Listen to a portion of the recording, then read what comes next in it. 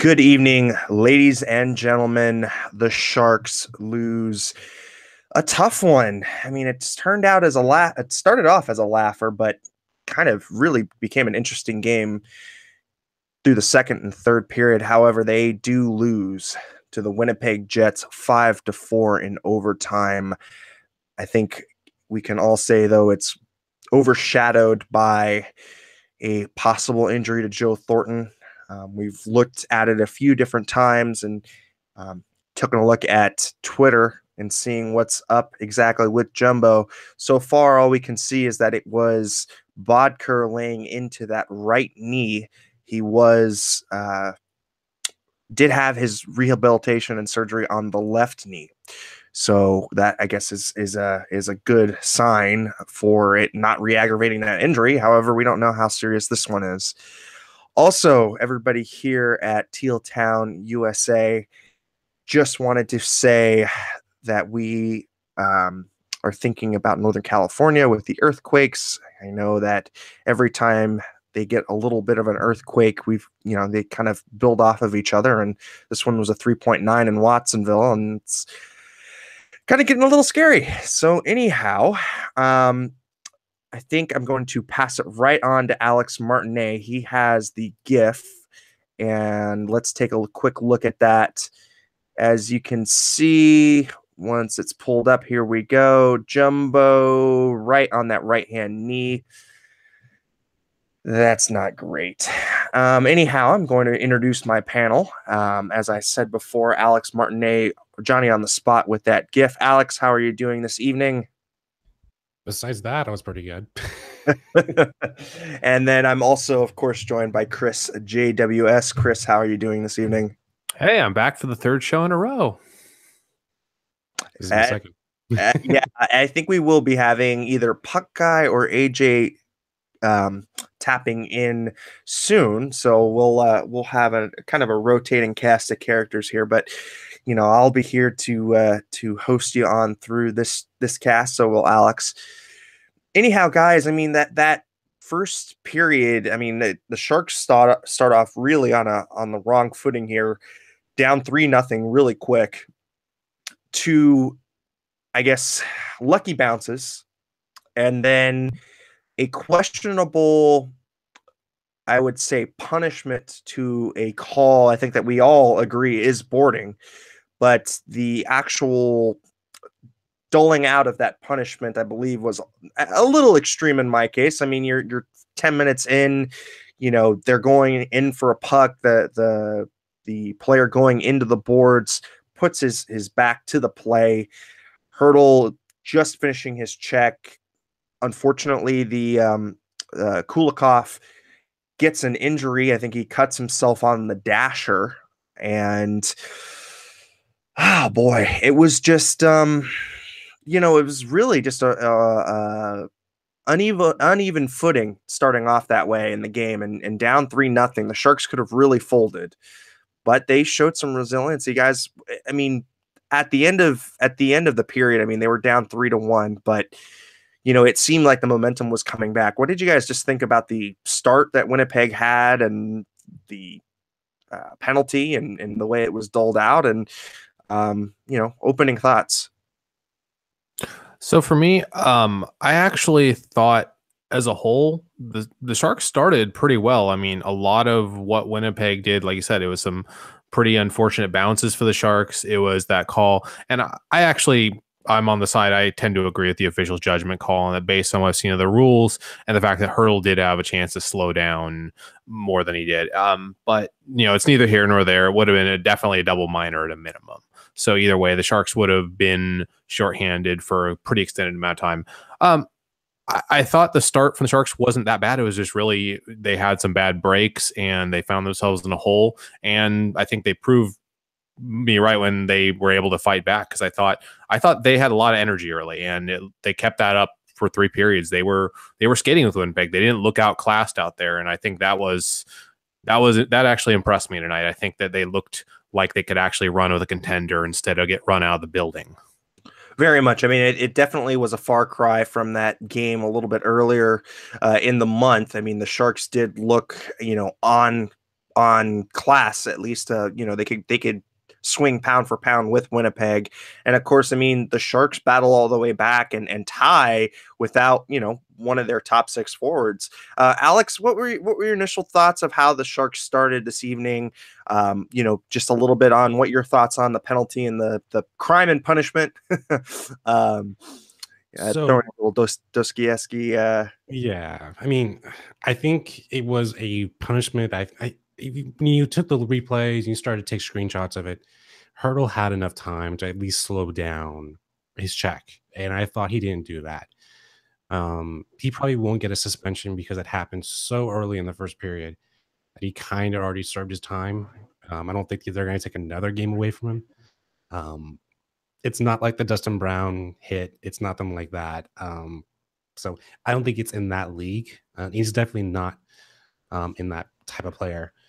But I think Dell is kind of showing fatigue for the past 3 games, though. Being the starting goaltender, I think he kind of deserves a rest next Thursday versus the New York Rangers.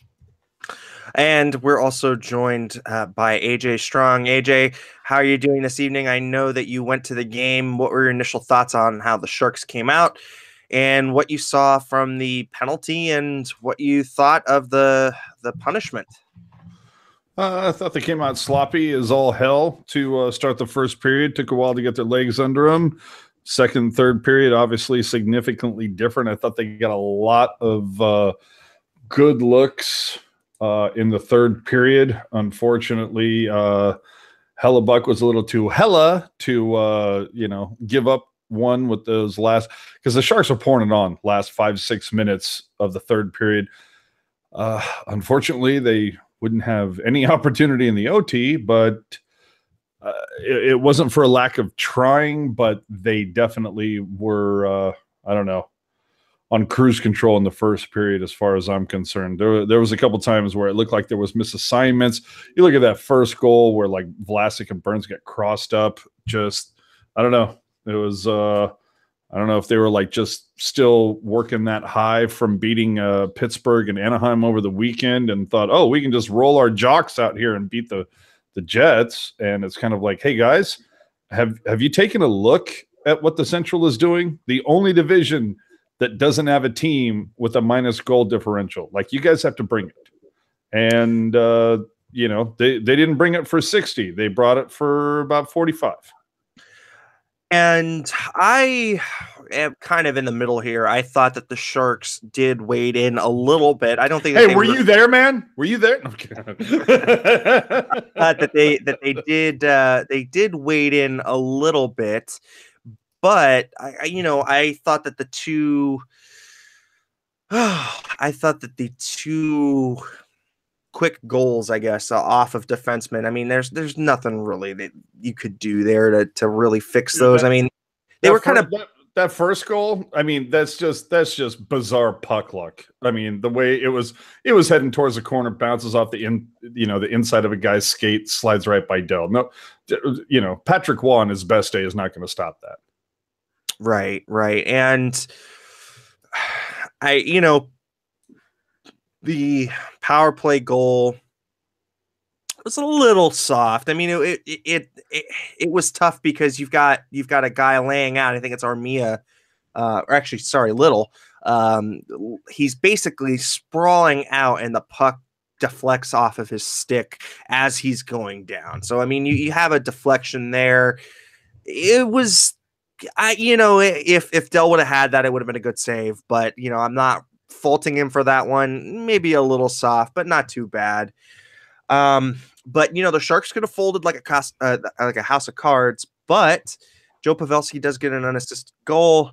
It's his 10th of the season. He reaches double digits, and the Sharks kind of go into the first period, not feeling as bad about themselves, but still having some work to do. And in the second period, Logan Couture with a beautiful spinorama, not meaning to do a spinorama goal. Morton Dillon get the assists on that. And then a beautiful fat pass by Joe Thornton to Chris Tierney on the power play. Chris Tierney actually eclipses his career high in goals with 12 goals already on the season. Good to see him really just really blossoming in front of our eyes right now. Hashtag gonna get paid. Yep. Going to that third period, Joel Armia scores 11:38 in. Winnipeg seemingly taking the lead. Well, not seemingly, they do take the lead, but seemingly having the game kind of a little bit more in control.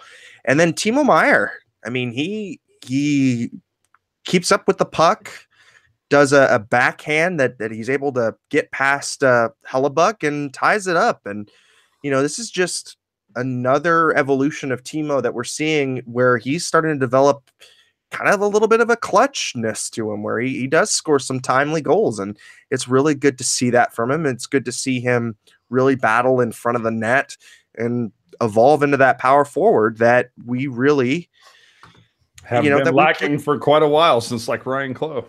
Well, even still, I mean, Ryan Clough, for as much as I love Chloe, I don't think he possesses the talent that Timo has. So no, if you could, Ryan Clough was not known for the key goal by any stretch. But he was known for being a streaky player, just like Timo is right now. A little bit. He was also known for playing the puck, from the bench. Well, that is true. The infamous playing the puck from the bench on a break, or actually a 2-on-1 for I think it was an LA Kings playoff game. But and then the heartbreaker in OT, 18 seconds into the overtime period, Brian Little from Bufflin, and Nikolai Ehlers. Wow. Yeah, that one is pretty tough because you've got Pavelski on the ice, you've got Burns on the ice. It just really slow. I don't know why Peter DeBoer likes dragging his testicles through glass, but he just does. So anyhow, and we lost out. Oh, Alex is back. He's just showing off. But I mean, just overall, I felt that the Sharks did a really good job kind of being resilient, coming back from a game, quite honestly, that they could have just been run out in the first period. But instead they chip away, and they get a point out of it. And, people will think, it's a loser point, whatever, why even bother? But look, when you've got Calgary hot on your tails here, any little bit helps. And this is a game in hand. You'd want the 2 points, of course, with your game in hand, but you'll take the one. And now the Sharks have a 3-point cushion on Calgary, tied with the same amount of games played. So, the Sharks are putting themselves in a really good position going into the All-Star break. If they can get a good win against the New York Rangers and really kind of, continue to bank these points here, it's going to bode quite well. It's going to bode quite well. Quickly, just kind of running over the in-depth stats a little bit. The Sharks outshoot the Jets 33-23, excuse me. The Jets beat them in the faceoff dot 53-47. They were both 1 for 3 on the power play. PIMS 19 for the Sharks, 10 for the Jets, 26 hits for the Jets, 25 for the Sharks. Blocks 23 for the Jets, 21 for the Sharks. Giveaways 11 for the Jets, 7 for the Sharks. So pretty much a very even game, except for that shot differential, which is a little misleading because the Jets did have that 3-0 lead in the first period, and basically it's just the Sharks trying to even that out a little bit, trying to get back in the game. So I think it should also be noted, I mean, you can put Jets up there 1 for 3 on the power play. Take into account one of their power plays is a 3-minute long power play because of the hurdle miss, the game misconduct in the 5-minute major. Right.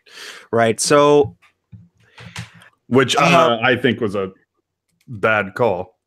So, and I think that bleeds into a really good discussion. I think that the call, of course, is correct. That's boarding any two ways you slice it. Hurdle is going into into a check. The player Kulikov hadn't touched the puck yet, and it just tags him. Now, the issue that I have with the whole incident is the punishment that was doled out. And I say that because Hurdle's actions are not the cause. I wouldn't say are not the direct cause of the blood on the ice. Kulikov clearly hits his head on the dasher. That's what does it as he's going down from the initial hit. So Kulikov hits into the boards as he's crumpling. His face hits onto the dasher. That's what cuts him. So see, the thing is that hit literally happened 12 rows in front of me. If you see Kulikov, it's almost like he sees Hurdle coming out of the corner of his eye and put himself in a bad position in order to take that hit and to try to draw the penalty. So that's what I have a problem with. I would have had no problem if it was offsetting 2-2. The fact that Hurdle has zero of any type of a reputation for being a dirty player whatsoever. He's got a reputation for putting goalies out of their misery, but he doesn't have a reputation for being a dirty player. So I look at that. I saw the way that he moved. He kind of, caught Hurdle out of his eye, put himself in a bad position. In fact, even Hedekin was talking about it when I was on the ride home. And then for anybody, it's like, yeah, okay, he gets 5-10 misconduct, which, isn't that like an automatic review from the NHL player safety? But, for anybody who thinks he would get any type of a suspension, I point you to the one and only Dustin Brown, who is known for being a dirty guy and got nothing but a maximum fine for drilling Schultz in the back. So if Hurdle gets a suspension while Dustin Brown gets off, that basically he lost the money he would tip people that week. Yeah, there's something wrong, something rotten in Denmark.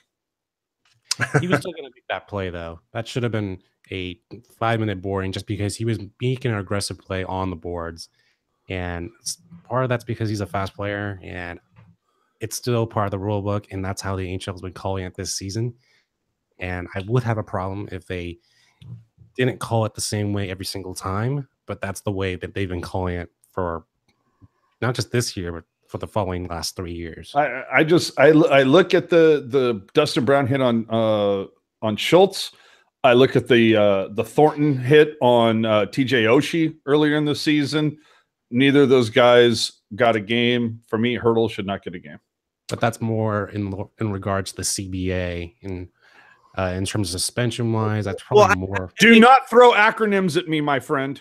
I don't think that I don't see any supplemental discipline coming out of this. He was given the match and the game misconduct. That's your suspension right there. And I think we'd be splitting hairs, but you nailed it. I mean, he literally was almost suspended for this game. I mean, when did that hit happen? Like 8 minutes into the period? Right. Yeah. Exactly. So, for me at least, I think the discussion should be centered around, okay, why was the game misconduct given? There at this point in the game, nothing had really exploded out yet. There wasn't any kind of animosity being shown here. It was a hockey play. Sure, if you want to assess him a match penalty, go for it. That if you want a major penalty, go for it. A major for boarding. I could see that.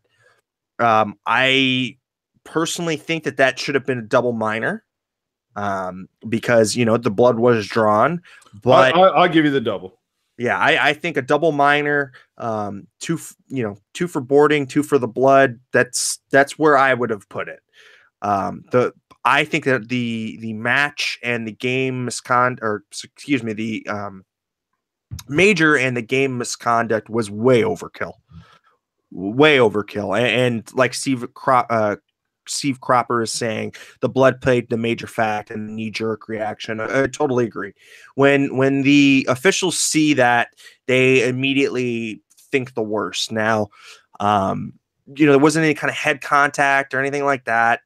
So I don't see that there's going to be any kind of supplemental discipline. Maybe a fine, or maybe just a warning, but I don't see. It's a warning. I mean, how old is Hurdle? 24. First thing 324, yeah. Yeah, and first issue that he's ever had. I mean, unless Adam Oates is like on the review board, I think he'll be all right. Yeah. Mike Nevis saying the key to the Sharks winning the Stanley Cup is hidden in Landi's room. Will they ever find it and win the cup? Dude, I literally want to take a screenshot of your room right now and be like, "Where's Waldo, bitches?" Yeah. Where is he? Yeah. The key. And you know that Gen X is gonna, dude. You literally have like the perfect color of green sitting back. Like somebody's gonna Photoshop something on that perfectly green colored. Like it's literally like the same color as a green screen, dude. Yeah, it's a little piece of paper right there. It's green. Dude, someone's photoshopping. I can already see it right now, man. Give it about 10 minutes on Twitter. We'll see something there. Yeah, exactly. There's always the infamous Mike Brown teddy bear. The little teddy bear that you say. Oh dear Lord. Back in the pucknology days. Back in the pucknology days, exactly. I mean, other than that, though, pretty much. I would say pretty much glitch free after that as far as the calls go. I don't really see, there wasn't really too much to be complaining about besides that. So, it was a good hockey game, to be quite honest. It was just a really good hockey game to watch. I think both teams were pretty evenly matched, and I was talking a little bit with Chris off air, but it was good to see that the Sharks just didn't cave to a Winnipeg team that had spanked them earlier in the month. So they did skate with them, and the Sharks played their game. It really shitty about Thornton, which we'll probably hear about more, which is probably why they lost in overtime so quickly, to be quite honest with you. But I mean, that looked scary. What did you see the injury, AJ? I caught it. I know it happened right near the bench, and my whole thing was as soon as I looked over and I went, that hit looked a little weird, and then all of a sudden I saw Thornton was not getting up, and I went, oh crap, here we go. And then he was kind of almost hobbling, limbering to get up, and then as soon as I saw him try to put a little weight on the leg, and he kind of buckled a little bit and just went straight to the dressing room, I went, oh crap, there it is. Looks bad every single time. Yeah, it did. It was, yeah. I mean, it was not good. But I mean, if you look at if you look at I mean, it was a good series. I mean, take into account the Sharks shut out the Jets early, back in November 4-0 at the tank. And then the Jets get a little bit of redemption in the peg, and then we're back here tonight. And went to OT, so it's almost like you kind of split the series. Maybe they were still a little peeved about the comments that Braun and Hurdle and Heed had about the city of Winnipeg. Yeah, I think you saw that too in the way that they celebrated after that overtime win. They kind of lingered a little bit on the ice. They kind of, I don't know. Whatever.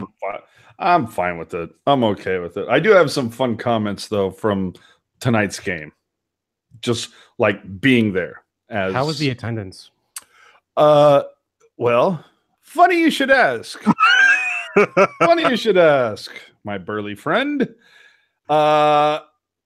It clearly was not a sellout because they didn't even announce attendance tonight. At least not what I saw. I mean, I might have been in the can at the time, but I don't remember ever hearing the attendance announced. But you know what I do remember is talking to my best friend as we're walking around the concourse with maybe 15 minutes to go before puck drop, which is usually when it's like the most like elbow to tit, balls to the wall, like trying to, get through, whether it's to make the last second pit stop at the can, get that last second beer. And it was, I'm not saying it was a morgue, but it stuck in my head in a big way where I'm like, where the hell is everybody? Now, okay, yeah, Winnipeg, not the biggest draw. Tuesday night, hello. Still just, and also take into account, there were a lot of promotions going on tonight.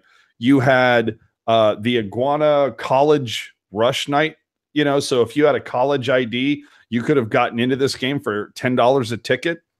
You had the promotion that they were doing where you could, I think it was like buy 2 tickets, it's like you've heard of the Chum Pack or some of the special tonight. They had one where it was like buy 2 tickets, and not only do you get 2 tickets, but you get to go down after the end of the game, and they're going to lower the shark head, and you get to take your picture underneath the shark head. And then I don't know if you've heard of this app called Gold Star, but my friend introduced me to it tonight, and it's kind of a I'm trying to think. I know that I don't want to say Groupon, but it's just kind of this app, evidently, that just, when there's like 3, 4, 5 days before an event or something like that, and they want to try to do a little bit of a rush on tickets or whatever, they'll put it on there. Anyway, we sat 12th row from the glass for $50 a seat. We sat in seats that are normally like $100. Like these were like half off. And he said he could have gotten upper deck, like 4th row, 5th row for like $25 a seat. And I'll say it did fill in a little bit, like maybe about 10, 12 minutes into the first period. But still, if you looked around, there were some empty rows. I would say, like quick guesstimate, I'd say tonight's attendance was 15, maybe 14.8, somewhere in there. Just a couple other funny things about tonight. Is anybody aware of the orange hat guy? Do you know about this guy? Orange hat guy. Well, see, you're not going to know orange hat guy unless you go to a game. And Cheryl is saying 17-232 announced. Okay. If sure, why not? So Orange Hat Guy. Orange Hat Guy is this cat, Steve, who evidently is sometimes a cameraman and sometimes isn't, but yeah. Okay. And he always shows up in his orange hat and his white jersey, and he makes an ass out of himself when they play Sandstorm or Zombie Nation. And this is clearly all pre-done because as soon as the song starts to play, they focus the camera right in on there, and he hops right up from his seat, starts to do his stupid little dance, and takes his hat, flips it way into the air, and and it's all very silly. And now, granted, we've seen silliness in sports, especially if you're from the Bay Area. There's a very, very well-known gentleman named Crazy George who goes. I was thinking about the crab, but no, Crazy George. We're talking this cat wears a cape, and he goes to Giants games and 49ers games and athletic games and Raiders games with his big crazy beard and his banjo, and just gets people into it. But he's homegrown. It started organically. This Steve guy, it just, to me, it just comes off like really, really premeditated and forced. And not only that, he also had a meltdown on Twitter, I want to say a year and a half, 2 years ago, where for some reason, I guess the whole, hey, opposing team, you suck. Evidently one night, I guess that gets under his skin, and one night he lost it on social media about that. I don't know why, but either way, it just, I'm sorry. To me, it just comes off forced and silly and very contrite. Might be the nicest guy on the planet. This is nothing personal. I'm just saying it just comes off really forced and contrite.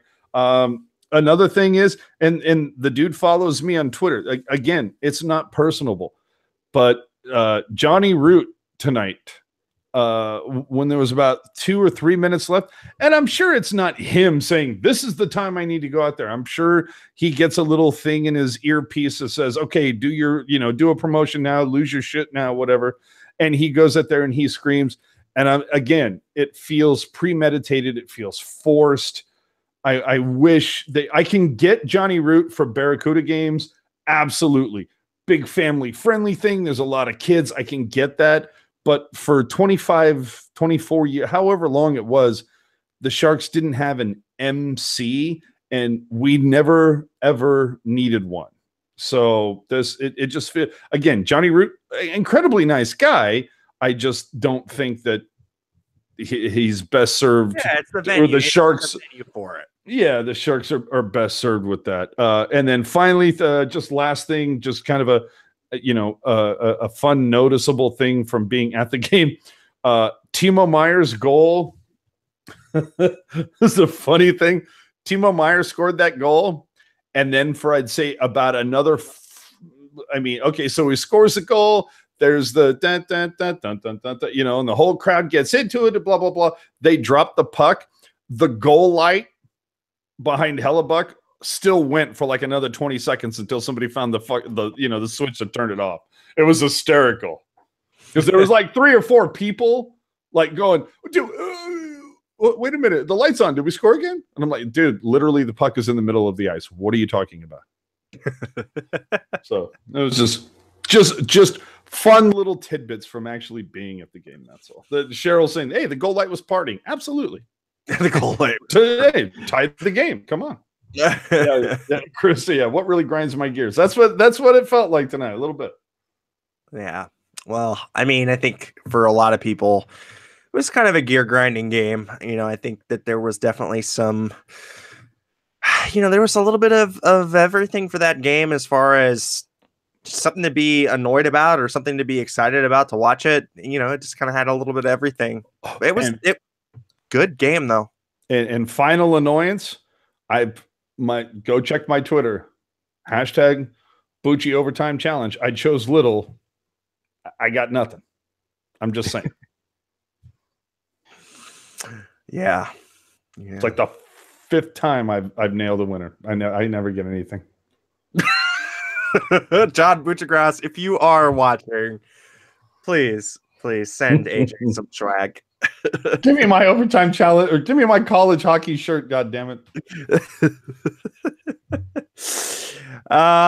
So quickly just kind of going over the standings where we're at right now, kind of a little bit of an update. This was the Sharks game in hand on the Calgary Flames.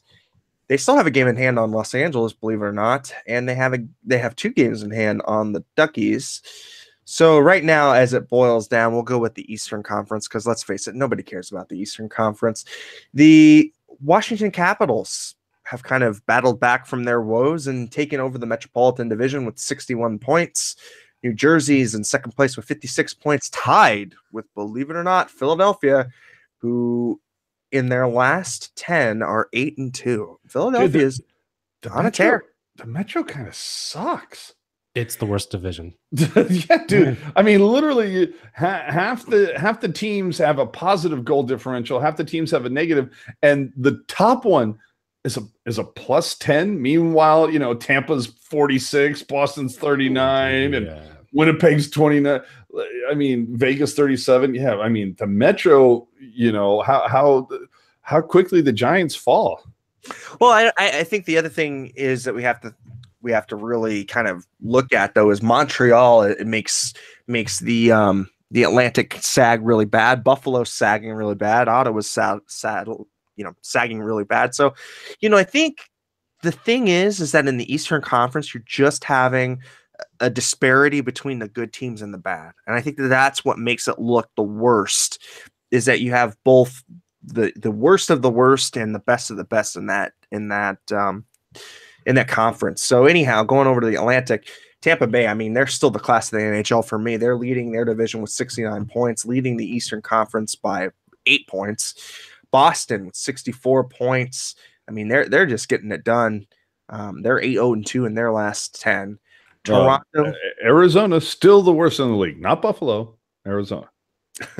Toronto is in third place in their division in the Atlantic. Over in the wild card, Columbus holds down that first spot. They're a Metro team, and Pittsburgh is in the second wild card spot.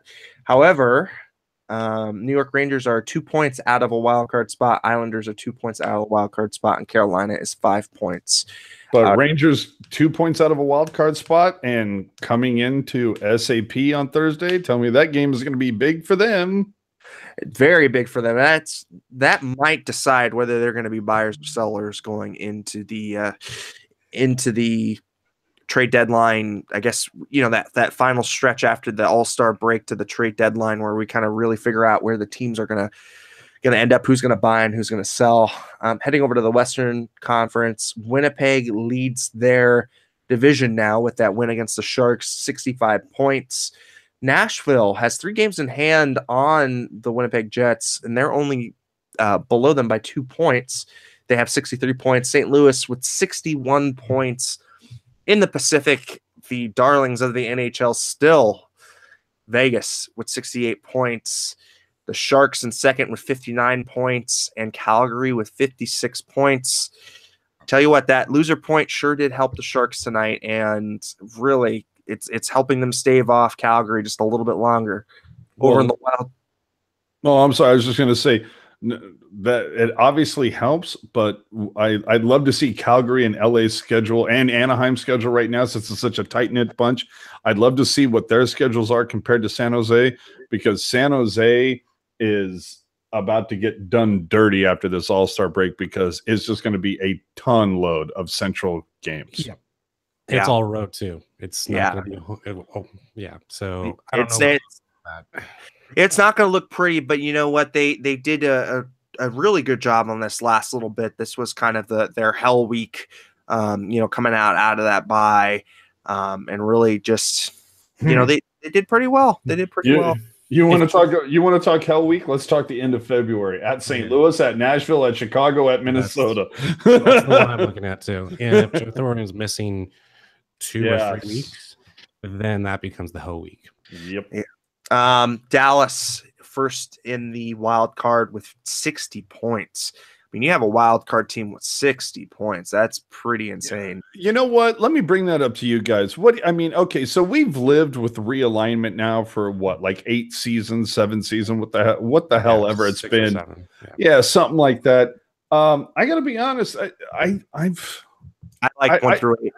Yeah, so do I. I think it should go to 1 through 8, because I think it sucks for Dallas, who has 60 points in 4th in their division. Meanwhile, San Jose has 50. They're 1 point behind them, but 2nd in their division. Like, that's just, I don't think that's fair. And you have to respect Dallas with that, because they play in a much tougher division right now. Right, exactly. And I think going to 1 through 8, I mean, you go back.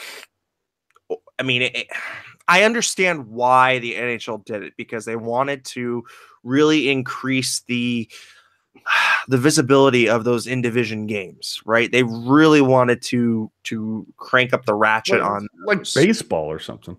Right, exactly. More like football, I think, is where they were aiming for. Was I don't think it's that. I think they wanted to have every team, or as many teams as possible, to be in playoff contention at the end of the year. That way, you have more playoff contention with 1 through 8 than you do with this format. Well, I see. I feel to go to Alex's point, I feel like the NHL wants all the divisions represented as much as possible, and you get that when it's top 3 from each. Because if you did it right now, you'd have 5 teams from the Central and then 3 teams from the Pacific. But I don't even think the divisions are represented at all, or feel like. Oh no, actually, I was wrong when I said that. You would actually have 6 teams from the Central and 2 from the Pacific. So that's a huge difference, right? And to address Skylar's comment in the chat, saying that Wild and Chicago aren't that bad. I'm not saying either of those teams are bad. That's why I said the end of February, having to go to St. Louis, Nashville, Chicago, and Minnesota, that's going to suck for the Sharks. No, the Central is by far one of the best divisions in sports, I would say. Or absolutely. So, I don't, even like Chicago Blackhawks, I still think they have a shot, even with losing Corey Crawford. But that's because of just big markets and all that stuff. But God, what do the Sharks do if Joe Thornton's out? That's the big question right now. Okay, you know what though? Great topic. Great topic to discuss here. If say Joe Thornton is out, what do you do? Because I would say this makes them more sellers then. Totally agree. Like we don't have much to trade though. That's the problem. Well, no, we do have things to trade, like Pavelski. He's not going anywhere. Or Arundel. I mean, there are pieces to trade, but the whole thing is how do you sell that to the fan base when they're second in their division? That's the thing. And you also have to put into account, do you think that Thornton was actually going to re-sign next year? I personally didn't. I don't think he was. I don't think he was going to see him sign next year. Before the injury. Not with us. I thought he had at least 2 more years left, just because he seemed like he was shooting the puck more. He was doing fantastic. Absolutely. But I agree with you on that. Because of the Sharks' lack of center depth or lack of ready center depth, I think he still would have signed regardless. The Sharks would have still made him play 1 more year, maybe not 2, but that's where I was going with that. Yeah, but he's been playing fantastic for the last 10 games. Dude, to me, yeah, Thornton this season, probably his best season to me in the last 4 years. Even when you factor in the Stanley Cup playoffs, I think Thornton right now is more of a threat because if you go back 2, 3, 4 years, every goalie who saw him coming in said, "Who's he passing to?" Now they don't know. He's sniping. Right. We have seen, more. We've seen a more dynamic player come out this year, and I think that that's probably due mostly to the fact that Marlowe's not here. Yep. And so he's got to pick up the mantle, or he feels like he does. So guys, I don't know what the Sharks do if Jumbo is out for any extended amount of time. God willing that's not another blown knee, but if he's got a blown his right knee now joins his left knee, that's it. He's done. That's what I'm saying. It has to be his last season. Yeah, well, not even his last season. Like he'll that might have been his last game. Yeah. I mean, you don't know. I mean, granted, he is a resilient son of a bitch. I will give him that 20 ways from Sunday. But I'm just saying this right here, I'm not getting rid of it anytime soon. You know what I mean? Like, I'm going to be holding on to that thing, Oh, by the way, for those of you watching that are unsure with it, this is called a paper ticket. This is what we used before digital ticketing. It is called a stub. So you're saying all you youngins. Well, no, this is actually a ticket because it wasn't torn. So not officially a stub. Not officially. It was just scanned. So you're saying that Joe Thornton's last assist is to Tierney, of all people. Pass the baton, baby. Oh, well, if you put it that way. Jumbo to Cobra.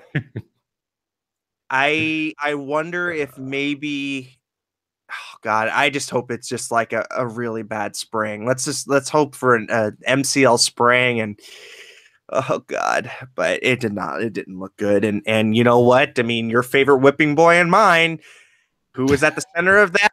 Mikkel Bakker. What a shocker. Quickly on the chat from Jesse. I guess Jesse joined us a little late. Will Hurdle get a suspension for the misconduct tonight?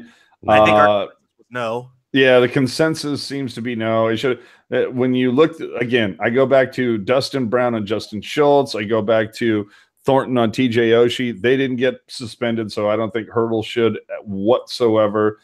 Jessica, how'd you get the ticket? A friend of mine ordered it through some app, and they were put at will call. So evidently, when you have tickets done at will call, they print them out for you. Cheryl's saying you can get commemorative tickets next year for a nominal fee. Yes, you can. You have to be a season ticket holder, though, to get those tickets. But the good news is I've been told that those quote-unquote commemorative tickets can be used for actual entry. So season ticket holders will be able to have a little more sway or a little more options when it comes to selling their season tickets. Or bookmarks. Me too. Quickly, Oh boy.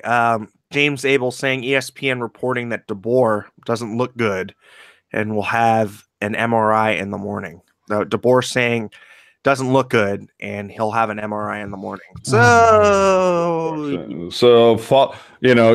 Set your Twitter peeps, set your notifications for, Pashelka, Kurz, Gackle.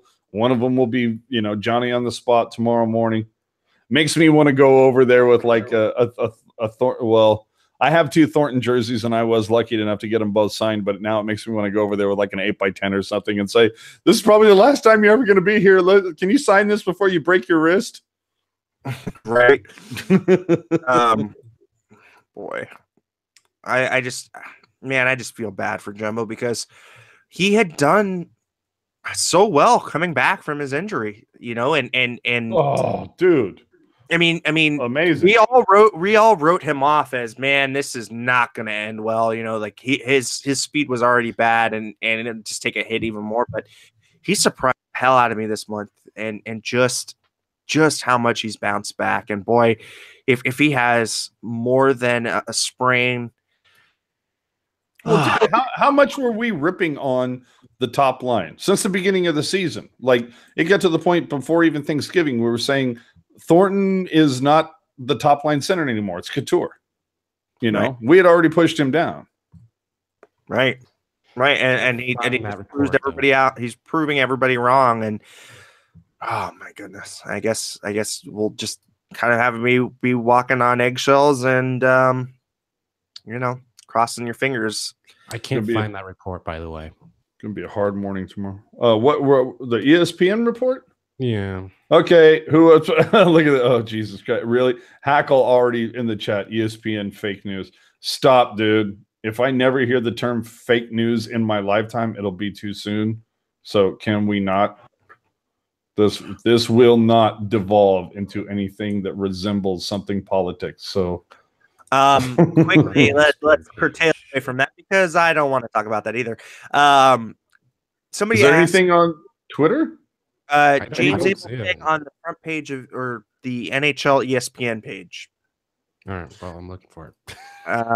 So anywho, going back to kind of the whole kind of conversation and topic of that. Grosnick. Do we see Grosnick on Thursday? I don't think so. Nope. I think Dell gets the net again. I don't see it, and I don't think we see Jones until after the All-Star break, or we'll hear about him till after the All-Star break. Totally concur with you on both counts. I don't know what's going on with Jonesy right now, but I don't think it's all that great. I found it. I got it.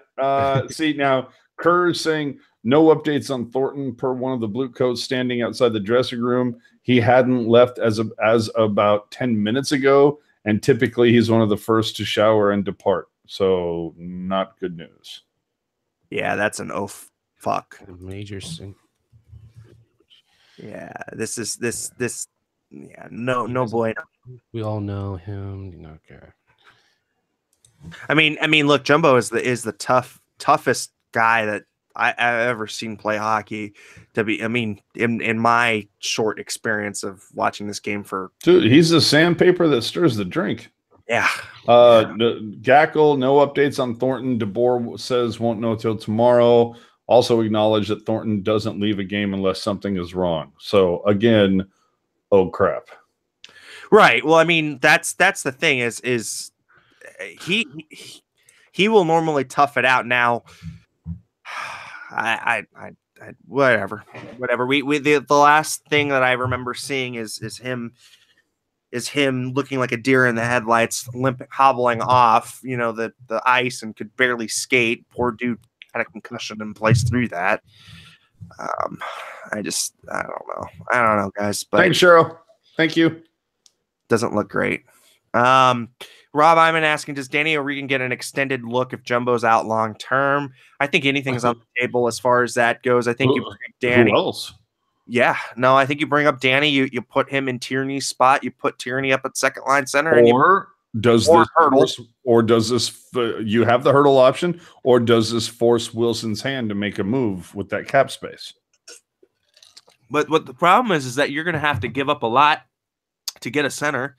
And hey, we got Paul Martin, bitches.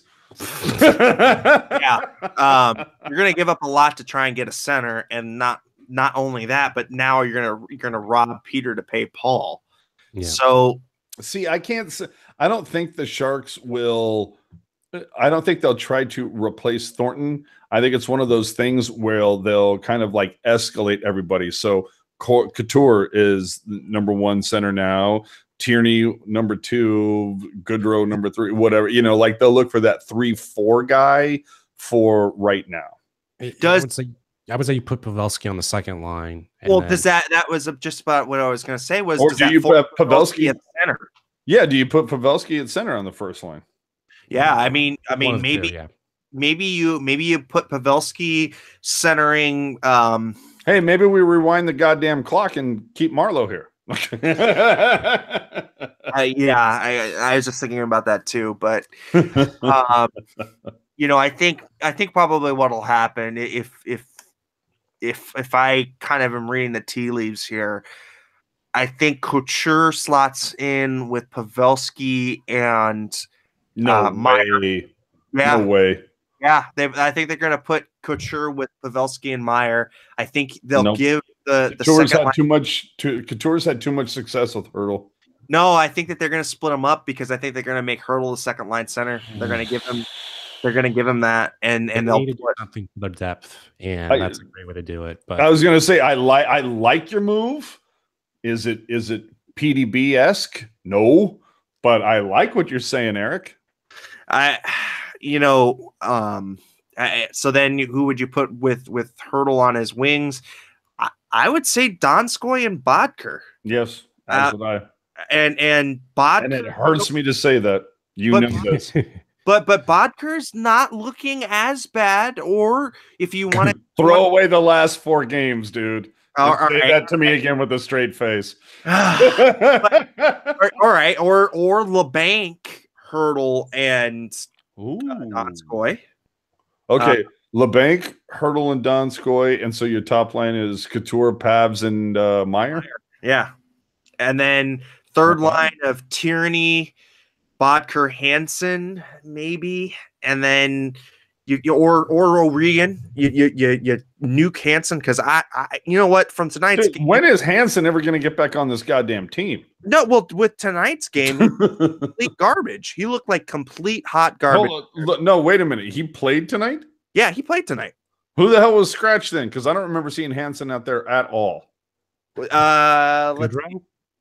No, Goodrow was out there. Yeah, Goodrow was out there. Goodrow actually laid like a really good hit. Tim Heed, Jonas Donskoy, and Martin. Oh, that's right. Donskoy had the flu. That's what it was. Yeah. That's what. Okay, I forgot about that. Yeah, so if Donskoy's healthy, no way Hansen cracks the lineup. No, and I agree. So I think you bring up O'Regan, and you either play him on a wing on the third. See, I think Wilson's got to look for somebody to fit in that 3-4, the third line, fourth line, whatever. You have some money. Again, you do have to give to get. Maybe you find somebody who has a contract that they don't care for that much, and maybe you take a little bit of the money. Maybe if we're talking a 3-4 guy, maybe they'll accept a 4th round pick. I would say you only do that if you think you're a playoff contender. And I totally agree with you, but we've seen Doug Wilson panic. We've seen Doug Wilson overpay, and I think Doug Wilson is looking at the attendance. Yeah, he's looking at the attendance and looking at San Jose being in the second spot, saying, I want that playoff revenue. We have to, be damned the future. But that shouldn't be his role. It shouldn't be. But that shouldn't be. But so somebody bringing up another good point, bringing up Sorensen. I would bring Sorensen and put him on the third line with Tierney and or Bodker. You have 2 little speedy wingers with Tierney. I'd rather have Hansen than Sorensen. Oh God, no. Mm-hmm. Yeah, I fall into the Landi camp on this one. I can't stand Sorensen. I just can't do it. See, I can't stand Hansen. I mean, if you really want to go out Like honestly, just take into account for a second. Just take into account everything, money, term, everything. Like literally, the deal Hansen for Goldobin really was like anything. How did that work out for everybody? Like literally, we could have kept Goldobin. Hansen could have stayed in Vancouver, and literally both of these teams would be the same. Yeah, but that's I think we probably benefited from it because Hansen's been more consistent. But yeah.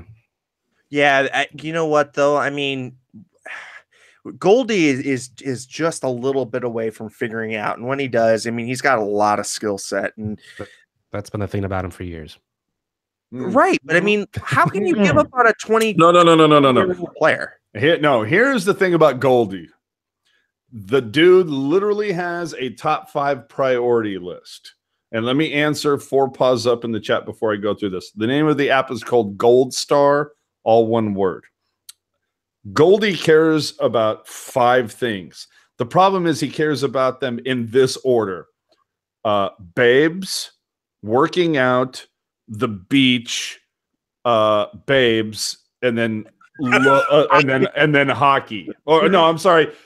Babes, the beach, working out, his tan, and then hockey. That is totally the vibe. I've met Goldobin a couple times. That is so the vibe that I get from him. Look at his Instagram. He's not tweeting photos of himself or video like making like sweet moves. He's tweeting videos of himself like on Muscle Beach with like the Kahlua drink and the hot Betty next to him.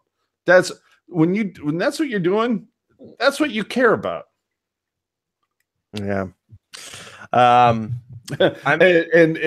Morocco 323 in the chat saying Goldobin is actually starting to look good for Vancouver. Yeah, because they don't have a horrendous, like, awesome beach scene, dude.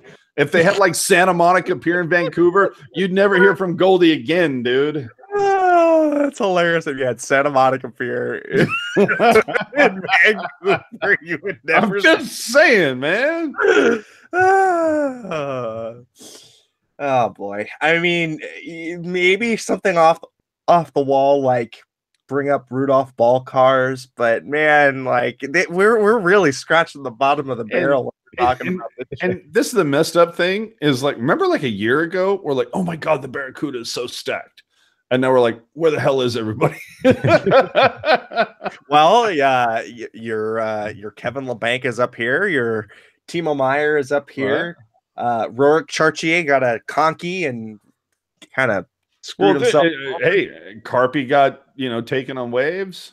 O'Regan, I mean, yeah, just not good. Not good. And that's what I'm saying. I think the play for right now, and I hate to say it, especially there's probably going to be hope and pray that Jumbo is not out an extended period. That's right now. But yeah, this you know what? Here's the whole thing: is that maybe you try to now just for hits and giggles. Let's just say that tomorrow morning we hear that Jumbo is out for the season. Now, I don't want that to happen. I don't wish that to happen on anybody but Sidney Crosby, but I'm just saying, let's just say that is in fact the case, that Jumbo is out for the season. And granted, at his age, potentially for his career, we don't know. But if this is in fact the case, I think Wilson needs to take this opportunity to look himself in the mirror and say, look at this Central Division. Look at Vegas. Look at how tight everything is with Calgary, LA. And this is not your year.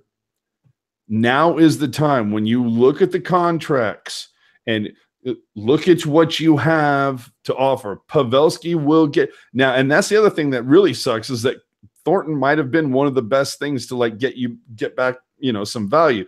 But you still have Pavelski, you still have Dell. There are a couple pieces that you can move. If you can get, what was it, like a third and a fourth for Douglas frickin' Murray, and then whatever they got for Ryan Clough, you'll be able to find some value for Pavelski and Dell in a big way and build for the future. Wrap it around Donskoy and Couture and Vlasic and Hurdle and Tierney.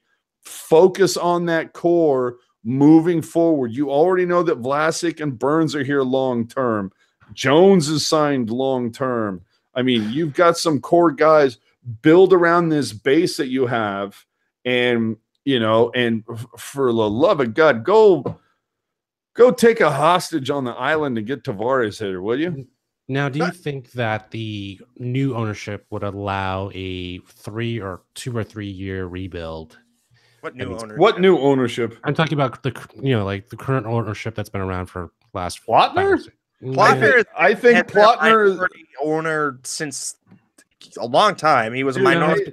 I think he's been the owner since 2012 or 20.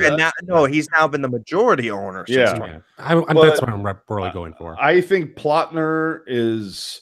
I mean, I may be speaking out of my ass, which I normally do, but I think that Plotner is completely snowed by Wilson. I mean, Plotner's here like maybe 10 games out of the year. And he's got other business dealings happening that, this is maybe a fun boy for him. Yeah, this is like the app that he hides in the bottom of his screen that he plays on the toilet when nobody's watching. You know, it's like in terms of going through a long rebuild where we stack up talent and go through the farm system. We've never really done that. It's always been a long road to the playoffs. Well, I think Doug Wilson has to sell it. Yeah, we have done that. It's called the 91 through 90. Yeah, but since this this century, Sharks have missed the playoffs twice. So I think Hasso, maybe he'll. That's the whole thing. Is that, do you want that owner that is fine with going to the playoffs every year and getting bounced in the first round, maybe getting to the second round, occasionally the third round? Or do you want that owner that is willing to listen to a GM that has their act together, that says, look, we're going to miss the playoffs for 2 years, maybe 3, but in that 4th and 5th year, holy crap, we're going to be competitive. And imagine what bringing a Stanley Cup to San Jose would mean. I mean, maybe we'd stop hearing about the attendance woes that literally have plagued this team since the reverse sweep. I mean, literally. We will not talk about that. I know, but you know what I'm saying, because you had the reverse sweep, and within 3 years they were in the Cup final, and the attendance has not gotten back to what it was in the mid 2000s. When I remember getting on eBay or talking to friends, and a ticket in the in 209 row 7 row 8 then was $65, through a friend or through kind of secondary market stuff. Now tonight I could have had that ticket for 20. Attendance issues have been a problem with all Silicon Valley teams, like the Niners, except the Warriors. Warriors, though, are the Warriors. You're going to see. The Warriors are the Warriors because they've won 2 of 3 championships. Right. Exactly. I guarantee you there'd be some demand for Sharks tickets if they won 2 of 3 cups. The last home games they've won 83 home games. So it's the best money value you can possibly get. Well, I mean, dude, the Warriors play the exact same amount of home games as the Sharks. But he was talking about the win percentage, right? Percentage. You're buying guaranteed to win, and it also doesn't help too that it takes 17,582 or whatever it is to sell out the tank. 62, 17,562. Meanwhile, the Warriors can sell I don't know what the capacity is, but it's at least 19 something. Yeah, plus standing room only, right? Yeah, so there's a lot more revenue going on there. And then when you're winning championships, you can add $1 to all the instead of the $7 beer, it's now $8. Instead of the $8 hot dog, it's now $9. Only 8? It's well, you know what I'm saying though, is that they all of a sudden they can tack on things like that, and the people will pay it.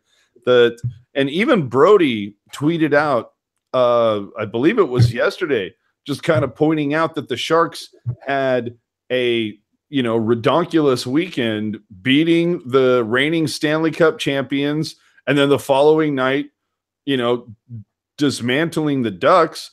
And meanwhile, all day Monday on local sports radio here, you didn't hear nary a word of it whatsoever. And the funny thing, and I tweeted it out tonight, there was a really nice video montage that was done at the Shark Tank tonight in honor of Dan Rusanowski, radio voice of your San Jose Sharks, where there was Greg Papa, there was Ted Ramey from KNBR, Greg Papa from 95.7 and voice of the Raiders.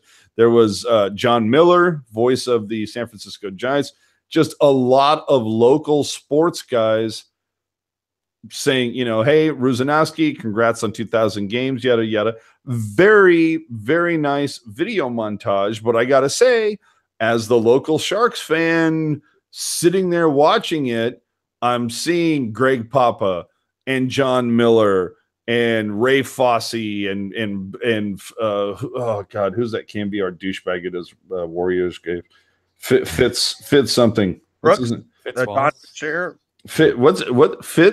Brooks, right? Fitzgerald. Yeah. But yeah, Bob Fitzgerald. Yeah, so they got Fitzgerald up there, and I'm watching all these guys, with the exception of Ted Ramey, because when Ted Ramey was on KNBR 1050, that dude regularly talked Sharks. Not only did he regularly talk Sharks, he regularly took calls from Sharks fans. Yeah. All those other guys, I tweeted it out. I'm like, I would bet you right now, not a single one of them, John Miller, Greg Papa, Fitzgerald, not one of them could name 3 Sharks, 3 current Sharks. They would name Thornton. All right, before we go down to the radio diatribe, because I know where this is going. Oh, listen to you, fucking NBC getting off a doubleheader on time. All right. We're going to do the NHL reach around, and we're going to call this because we're at 1 hour and 5 minutes, everybody. So for your NHL reach around for today, Tuesday, January 23rd, the Bruins beat the Devils 3-2. Penguins beat the Hurricanes 3-1. Canadiens beat the Avalanche 4-2 and bring the Avalanche's reign of terror to an end. The Flyers beat the Red Wings 3-2 in overtime. Blues beat the Senators. The Senators' woes continue. Erik Karlsson to insert team here. Rumors begin, or at least stoke the flame. 3-0 Blues over the Senators. Lightning 4-3 over the Predators in overtime. That one looked like it was a fun one. Going over to the Stars and Panthers. The Stars spank the Panthers 6-1, and La Sabras spank the Oilers 5-0. I'm not kind of jumped the gun here because the Canucks beat the Kings 6-2. Going over to the Blue Jackets and the Knights, the Golden Knights beat the Jackets 6-3. I don't know how Vegas is doing this, if they're paying for dude, I feel like, you know, what David Copperfield, and like they've got like all the magicians from the Strip. They're doing something. I don't know what it is. My whole thing is they're just buying up all the strippers in Vegas and just sending it to the opposing team. Dude, that's what Rocket and I said that. We're like, dude, there's no way that the visitors dressing room in Vegas doesn't have like a champagne room with like velvet ropes. Yeah, like a VIP, dude. Stripper poles everywhere. Ducks beat the Rangers 6-3. That's the Sharks' next opponent, and the Sharks, of course, fall to the Winnipeg Jets 5-4 in overtime. I feel like you neglected to mention something though during the reach around. Did I? Yes.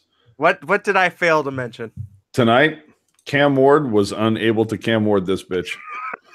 He was unable to reach for his reach around. Cam Ward was unworthy of Cam Warding this bitch.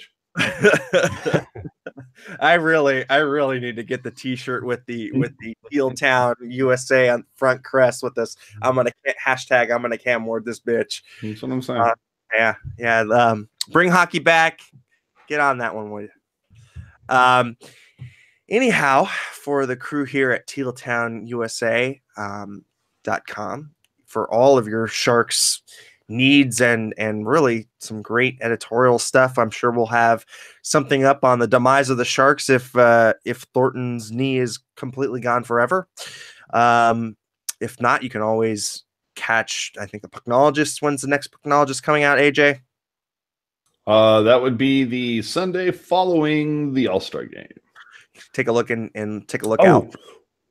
Oh, and AJ has one more thing to add. No, for the All-Star game. Just Okay. remember, there is. I don't know if NHL.com is going to stream it. I hoped. You know what? Maybe we need to like start a hashtag on Twitter, like stream mascot game or something like that. But anyway, the mascots are having a game. Of course, we're rooting for Sharky. But somewhere between the very beginning of All-Star Weekend to the very end, somewhere in there, there was a bet between Bailey, the mascot of the LA Kings, and your own SJ Sharky for that game, that last game against the LA Kings that the Sharks won. And it was, if you ever watch How I Met Your Mother, they had what was called a slap bet. And Sharky and Bailey made a slap bet on that game. So Sharky at the All-Star game gets to slap Bailey. I don't know when it's happening, but the cool thing is the loser, the one who's going to get slapped, Bailey, he is required to post it on Twitter. So get on Twitter, follow Bailey between now and the end of the All-Star game, because you will see Sharky slap his lion ass. And when I say lion, I'm not saying Lyin, I'm saying Lion. And if you guys haven't already, please go ahead and subscribe. There's a little button down there. We're hovering at 518. What? 618? How many subscribers? Yeah, 618. 518. No, we're like 618, 619. 618. So we're keep on trucking to 700. We'll light some incense, do some voodoo for Jumbo's knee, and for everybody here at Teal Town, USA. I'm Eric at Eric Landi. You guys can follow me everywhere. You know, all the social media garbage. He's Alex Martinet. Alex, where can we find you? Find me on Twitter at Al Martinet. Great to be on the show again, guys. I guess see you next time. And AJ, where can we find you? On the Twitter and the Instagram at AJ_strong on both of them. Thornton, this one's for you. That's for you, homie. You got vodka'd, my friend. I'm sorry. All of us at TealTownUSA.com. We love you all, and we'll see you after the Sharks and the New York Rangers on Thursday.